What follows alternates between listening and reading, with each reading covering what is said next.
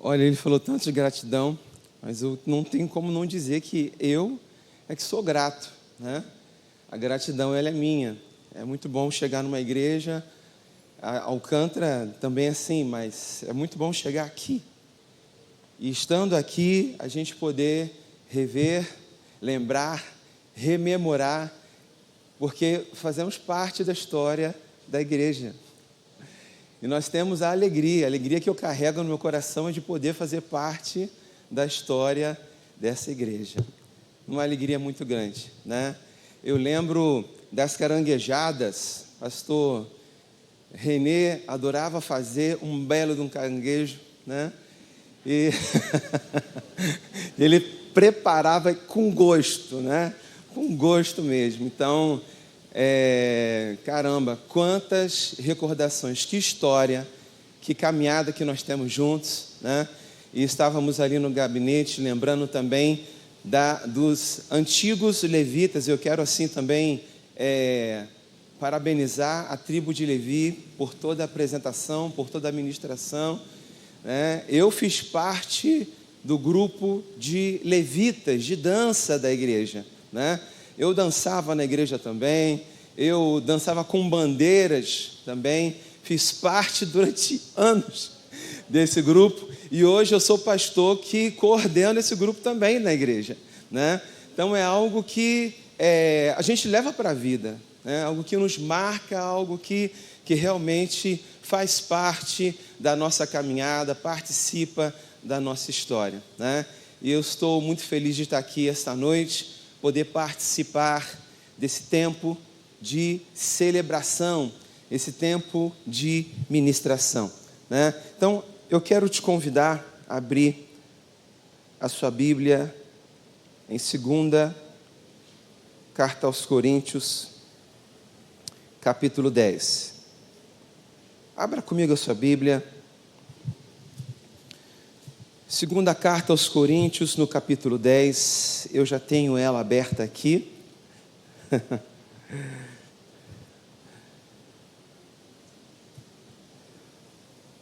Vamos ler esta carta.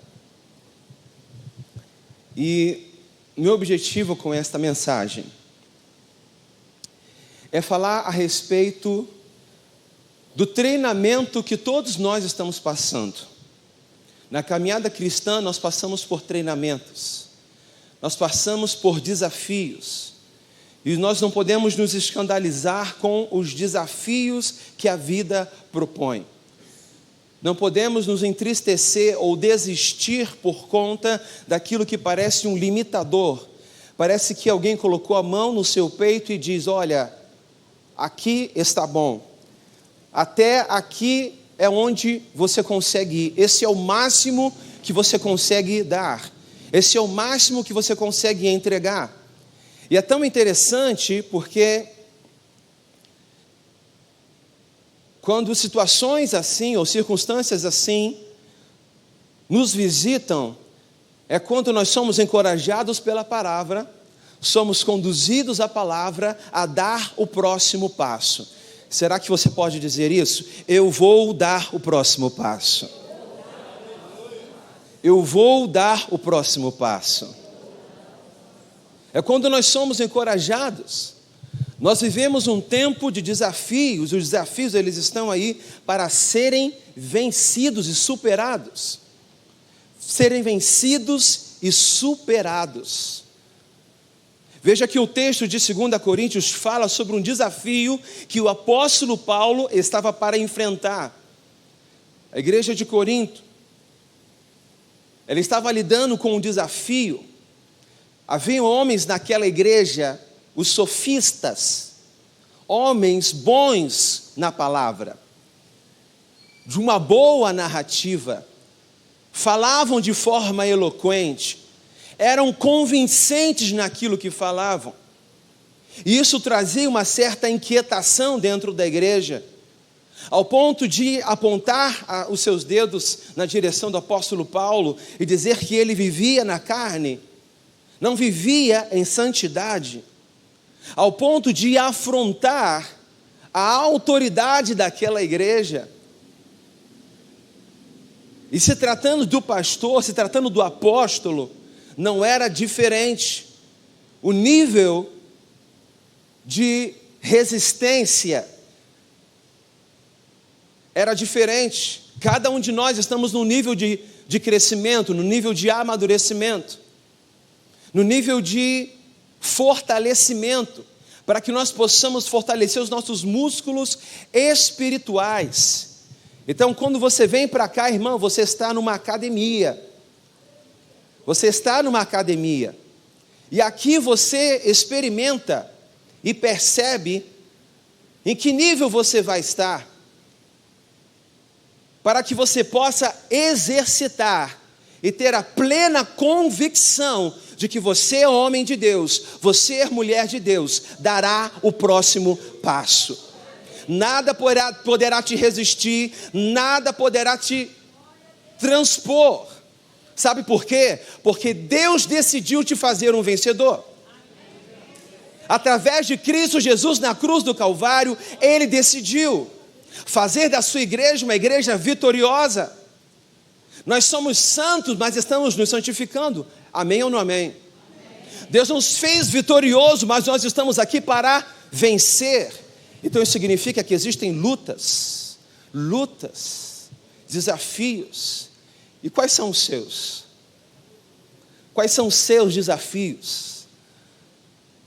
O que é que tem colocado as mãos sobre o teu peito e diz, olha, aqui é o teu limite, aqui você não anda mais? O que é que tem sido um desafio para você? Nós lidamos com desafios íntimos, pessoais, os mais perigosos. Mas lidamos com desafios também externos. Lidamos com desafios dentro da igreja.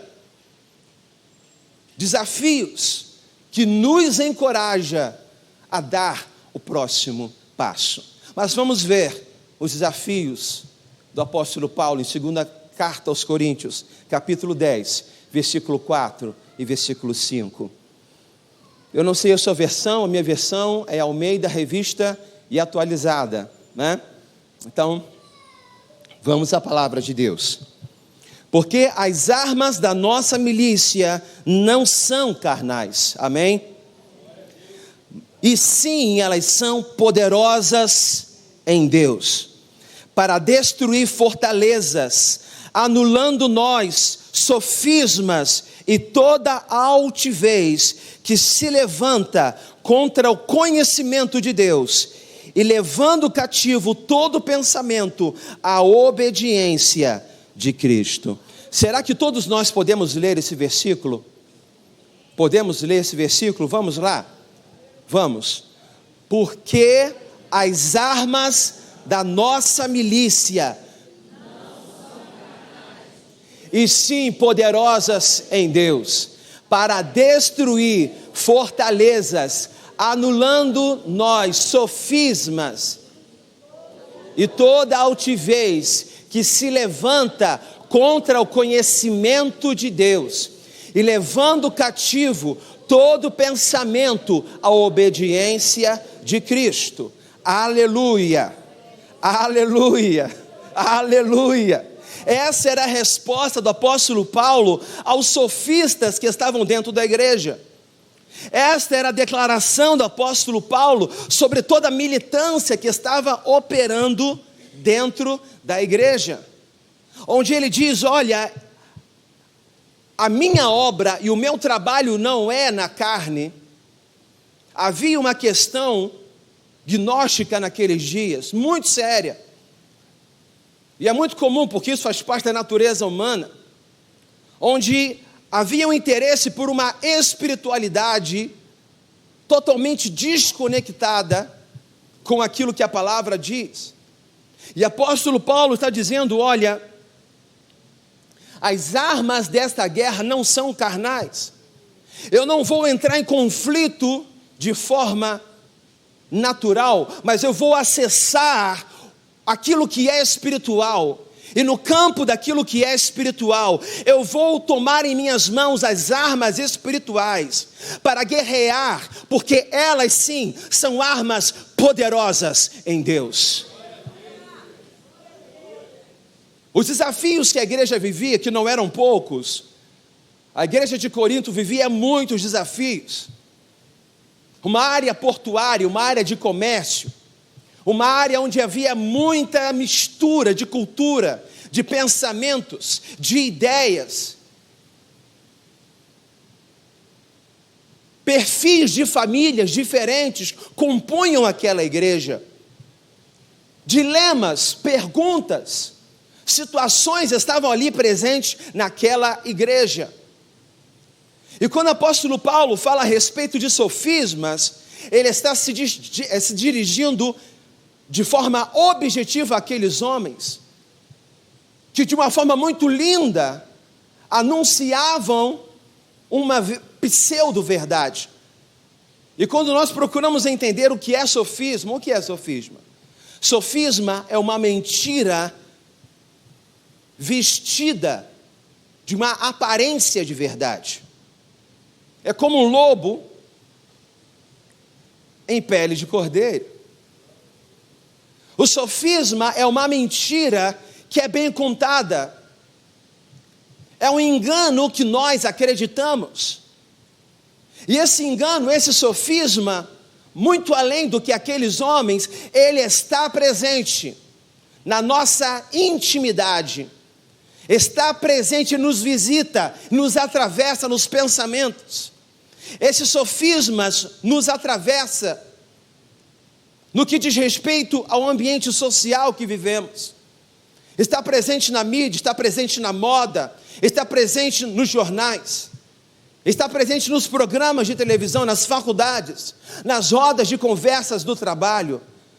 Os sofismas, eles estão presentes dentro da igreja. Mas será que você consegue identificar onde estão esses sofismas?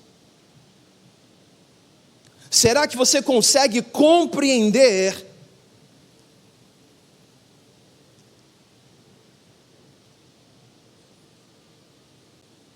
onde eles estão alojados?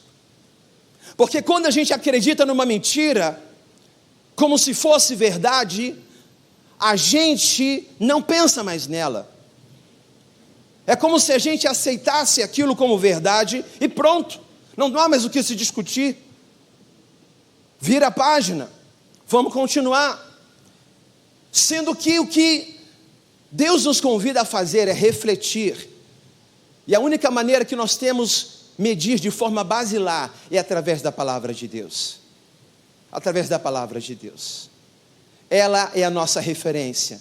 Ela é a espada, é o instrumento que Deus usa para arrancar toda a mentira de Satanás dentro de nós e estabelecer a vontade dele.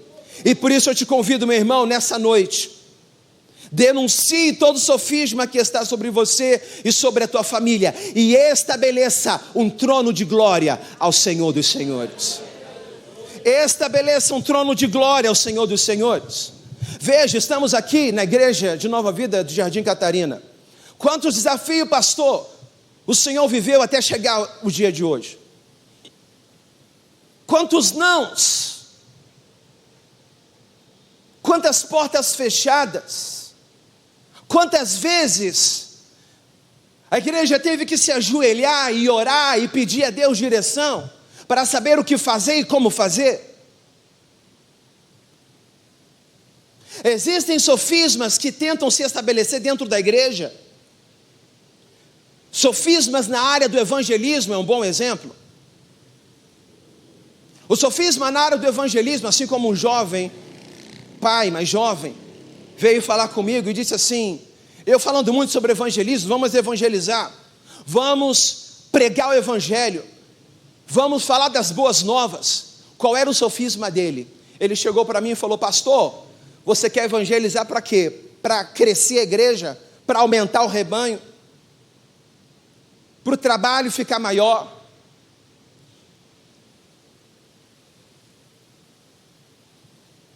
E então, com muito amor e com muito carinho, eu chamei ele para perto de mim e falei: querido, você precisa trocar sua ótica espiritual, que não é de Deus, por uma ótica dos céus. A verdade é que Jesus está voltando e nós precisamos levar o maior número de pessoas conosco. A verdade é que o evangelismo participa da minha santidade. Porque enquanto o evangelismo, a experiência do novo nascimento é o novo nascimento novamente para mim também. A verdade é que nós aceitamos a Jesus não para ser uma ovelha gorda. Eu estou um pouco roliço, tudo bem. Eu vou melhorar. Mas nós fomos chamados para uma grande comissão. Não é a grande sugestão, como diz Luciano Subirá, mas é a grande comissão. Existe um chamado, e quando nós não atendemos esse chamado, nós estamos em desobediência. E assim como o Mar Vermelho desemboca no Mar Morto, e o Mar Morto não tem com quem compartilhar aquela água, ele morre. E ali é um local árido, sem vida, sem beleza, onde nada se estabelece, ou melhor, assim como uma água parada, que apodrece e gera doença, gera enfermidade. E às vezes passando por desafios pessoais e não sabemos por quê. Porque não estamos cumprindo com nossa missão. Lidamos com outros sofismas na igreja, relacionados a dízimos e ofertas. Lidamos com um conflito social muito grande, um conflito cristão social muito grande, onde existe aí a teologia da prosperidade, homens que tragam dor e sofrimento, que sem escrúpulo pedem, mas será que a palavra, ela não pode ser vivida? Será que a palavra, ela não é para ser experimentada? Será que Deus agora deixou de cumprir com a sua verdade? Isso é um sofisma. E nós precisamos identificar e denunciar isso diante do Senhor, para que a vontade do Senhor se manifeste na minha vida. Irmão, teu dízimo e a tua oferta, participa do teu louvor, participa da tua adoração. O dízimo e a oferta é para quem tem aliança, e não para quem quer passear dentro da igreja. Dízimo e oferta é privilégio dos filhos. Quantos filhos nós temos aqui? É privilégio dos filhos. É privilégio dos filhos de participar. É privilégio do filho de trazer. Porque não faz sentido você namorar com uma menina. Temos meninos orando aqui. Temos meninas orando aqui. Não faz sentido você orar por uma menina, sentar no banco de uma praça e dizer eu te amo. E no dia seguinte eu te amo. E passa um mês, eu continuo te amando. E passa um ano, eu continuo te amando. Ela já começa, não estou gostando. Não é possível. Tá, você me ama? E aí? É só isso? É para quem tem compromisso. Uma relação de amor entre um homem e uma mulher, verdadeira, ela tem um propósito. Qual é o propósito? Firmar uma aliança. E uma aliança de casamento. Uma aliança de casamento. Quando falamos de dízimos e ofertas, não é diferente. Dízimos e oferta é para quem tem aliança. Todo o dinheiro que a gente tem, quando a gente se prepara para se casar, é para quê? Para que é? Falta dinheiro, irmão.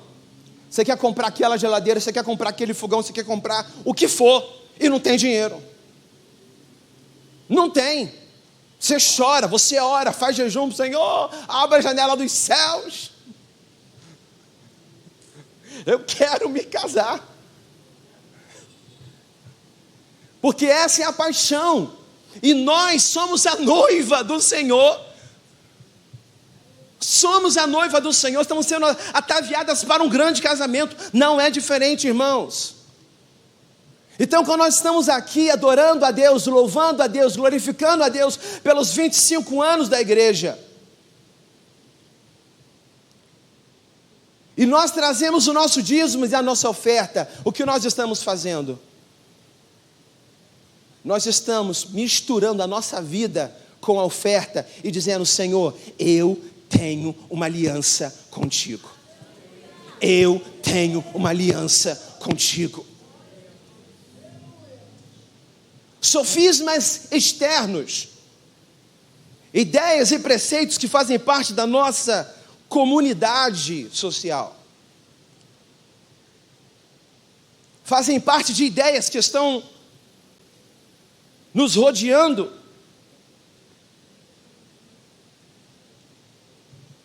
Nós temos aí ideias como o ateísmo e o gnosticismo. Homens que defendem, que publicam livros, que publicam filmes, que estabelecem inclusive uma linguagem que exclui Deus. E quanto não são aqueles que se veem fragilizados diante de um questionamento como esse? A ideologia de gênero é uma outra estrutura sofista que traz para nós uma mentira com aparência de verdade. Quanto não são aqueles que já caíram? Quanto não são aqueles que se veem quietos, porque simplesmente não têm o que dizer, não têm argumentos para defender, não sabe se posicionar.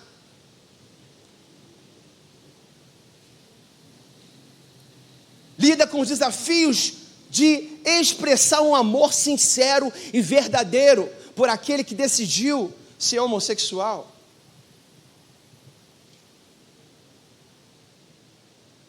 Porque sim, nós precisamos evangelizar os homossexuais.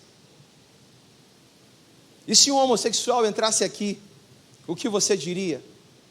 O que você faria? Nós entramos em sofismas com relação à beleza. Anitta hoje é o modelo de beleza. Alguém concorda com isso? Por favor, se manifeste. Eu estou aqui inquieto. Não, né? Mas ela foi considerada um modelo de beleza. Está sendo exportado para o Brasil, para o mundo todo. E recentemente ela foi considerada a número 1 no Spotify. No mundo, não é Brasil. É nível mundo. Spotify é nível mundo. Mas tem muito crente que vê um negócio desse e disse, poxa, fez por merecer. É sério. É sério. Quais são os sofistas que têm ganhado o teu coração, meu irmão? Recentemente a gente lidou aí com as pirâmides do Bitcoin. Promessa de ganhar dinheiro fácil. Teve gente colocando 50 mil, teve gente colocando 190 mil. Eu estou falando 190 porque eu conheço essa pessoa. Teve gente vendendo casa, vendendo carro, vendendo tudo que tem, colocando dinheiro, porque não, agora minha vida vai dar certo. Agora as coisas vão acontecer. Uma mentira com aparência de verdade, porque o Bitcoin é uma verdade, é uma realidade, mas a estrutura de pirâmide é algo que é proibido por lei no Brasil. Porque você não tem como garantir que todos vão receber aquele valor e aquela importância. Sofismas internos do nosso íntimo, ao qual no seu íntimo você é assaltado por pensamentos como Deus não me ama. E agora você começa a encontrar diversas situações ao seu redor que vão cooperar para isso. Está vendo? Não disse que Deus não me ama? Ideias como eu nunca vou dar certo no meu casamento.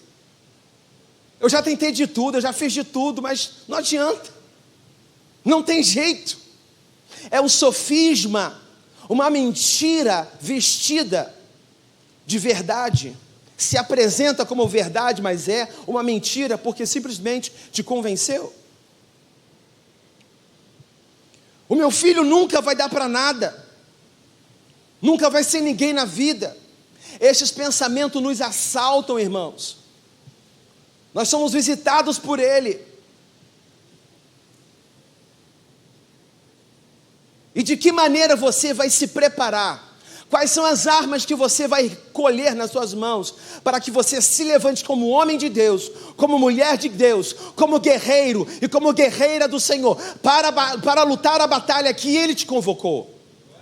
Nós estamos vivendo uma guerra, irmãos, uma guerra espiritual. Estamos diante de um conflito mental. A guerra, ela se estabelece no campo da mente.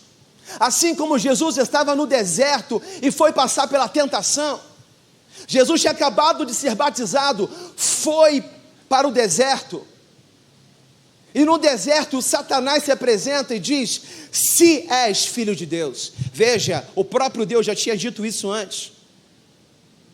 A voz que ecoou do altos céus, a pomba manifestada, que é o Espírito Santo. Tu és o meu filho amado, em quem eu tenho prazer. Mas Satanás no deserto vai tocar exatamente na sua filiação e diz: se tu és filho de Deus.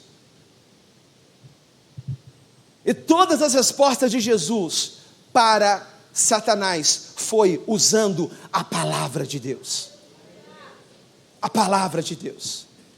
Eu quero te dizer, irmão, que para toda confissão existe uma recompensa. Toda confissão que você fizer, denunciar, existe uma recompensa. Deus deseja te recompensar, irmão. De que maneira, de que estratégia? Quais são as estratégias que você vai usar para você sair desse local?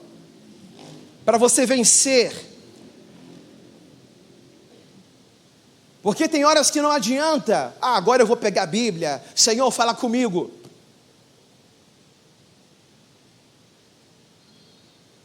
Se a palavra não estiver dentro de você,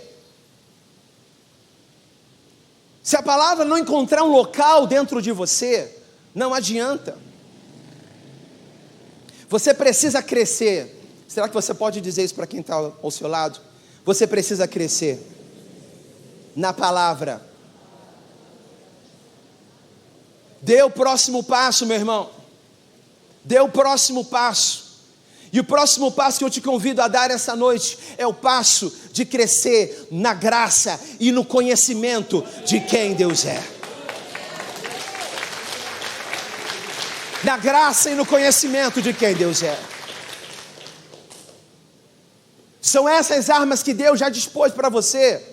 E Deus, Ele não vai te tratar como menino, como menina. Deus vai te tratar como homem. Deus vai te tratar como mulher de Deus. Porque é de pé que Ele te quer. É preparado para a luta. É disponível para a guerra. Para resplandecer a glória de Deus. Por onde você passar. Ele te capacitou. Ele te enviou para que você resplandeça a glória de Deus. Não há quem possa te deter. E você, se nesse exato momento você não acredita, isso é um sofisma. Denuncia. Denuncia. Deus, Ele te deu toda a autoridade. Ele te deu toda a autoridade. Toda a autoridade. Eu quero chamar os músicos. Te deu toda a autoridade.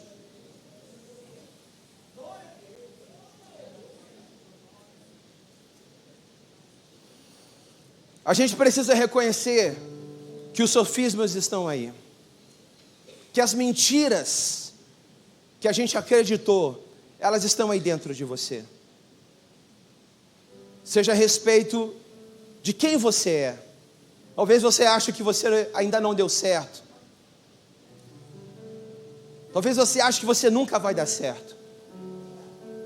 Seja por conta da origem, por conta da sua família. Seja por conta da sua beleza, seja por conta das suas condições. Talvez você seja uma daquelas pessoas que se deixaram convencer que Deus não existe. Mas hoje está diante de nós uma grande oportunidade. Uma grande oportunidade. A oportunidade de dar o próximo passo. Certa vez um jovem chegou para mim e falou assim: pastor, não adianta, eu não consigo fazer o que você faz. Eu não consigo fazer o que você está fazendo. Eu falei: meu querido, eu só faço o que eu faço porque eu cheguei primeiro do que você. Eu não sou melhor do que você em nada. A mesma natureza que opera aí, aqui, opera aí também. E a única coisa que tem de valor aqui é o Espírito Santo de Deus. Se você estiver com Ele, se você estiver com Ele, se você estiver com Ele, você vai conseguir. Você vai conseguir. Existe uma condição aqui. A igreja de Nova Vida, de Jardim Catarina, está vivendo um momento. Quais são os sofismas relacionados à igreja que está no teu coração? Porque essa igreja vai crescer. Essa igreja vai terminar esta obra. Essa igreja vai evangelizar e ganhar famílias e famílias para o Senhor. Mas será que você é um daqueles que vai ficar no meio do caminho olhando, esperando, inquieto? Ou será que você é um daqueles que diz: pastor, conta comigo, eu estou aqui e nós vamos conquistar esta cidade para o Senhor? Josué foi usado para conquistar Canaã. A primeira guerra era impossível. As muralhas de Jericó, intransponíveis.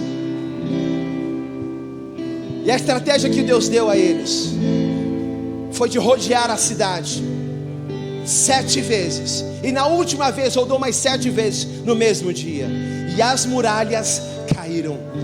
Meu irmão, creia, as muralhas que te cercam, elas vão cair. A mão que coloca sobre o teu peito dizendo que você não pode, essa mão não existe.